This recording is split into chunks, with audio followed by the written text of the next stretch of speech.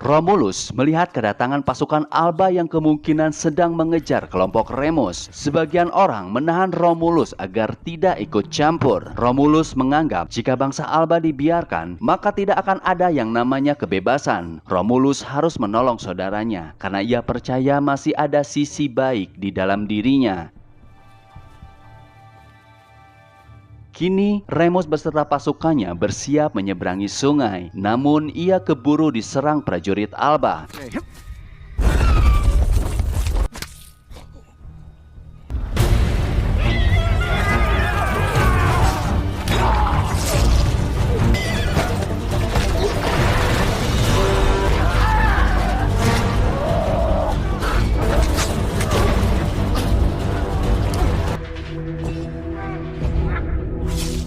Pasukan Remus terdesak dan nyaris mengalami kekalahan. Untungnya Romulus datang menolong Remus membawa sejumlah prajurit. Mereka berdua saling menyatukan kekuatan melawan serangan Alba.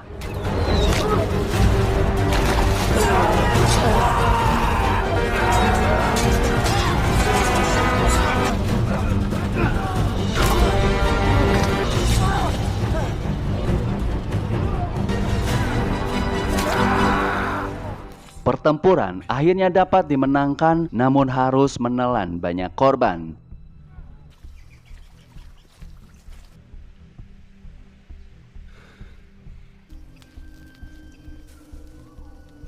Ketika Romulus melarang Okai mencuri barang milik korban, Remus terpancing dan tidak suka melihat tingkah Romulus berlaga seperti pemimpin. Remus makin tidak tahu diri. Sudah ditolong oleh penduduk desa, ia malah anggap semua orang adalah budaknya. Romulus tegaskan, mereka orang merdeka, sekutu yang telah menolong pasukan Remus, dan Remus berhutang nyawa kepada mereka. Okai berani ingin menyerang warga desa. Terpaksa ia dihabisi di hadapan Remus.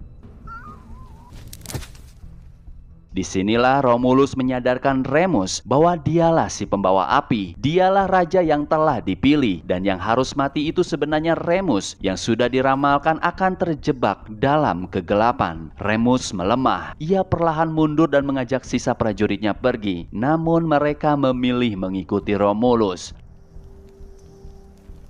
Remus mendekati Romulus, ia ungkapkan bahwa kekuatan itu ada dalam diri kita, bukan dari dewa. Romulus sudah tidak ingin mendengar kesesatan Remus. Ia larang Remus melewati batas tanah suci. Sampai pada akhirnya terjadilah pertarungan antara mereka berdua. Semua orang hanya bisa menunggu keputusan takdir, siapakah yang akan terpilih menjadi raja. Kekuatan Remus lebih unggul dari Romulus. Pemenang sudah di depan mata. Namun takdir berkata lain. Ternyata Romulus berhasil mengalahkan Remus.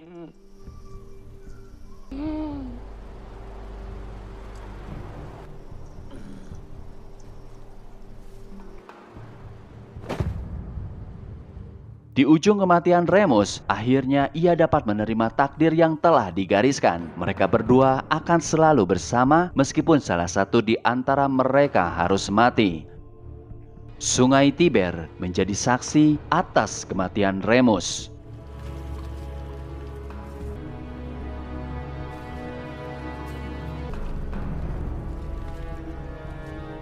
Romulus telah menjadi raja yang dibangun dari rasa sakit dan darah saudaranya. Ia ingin dibayar dengan kekuasaan yang lebih tinggi.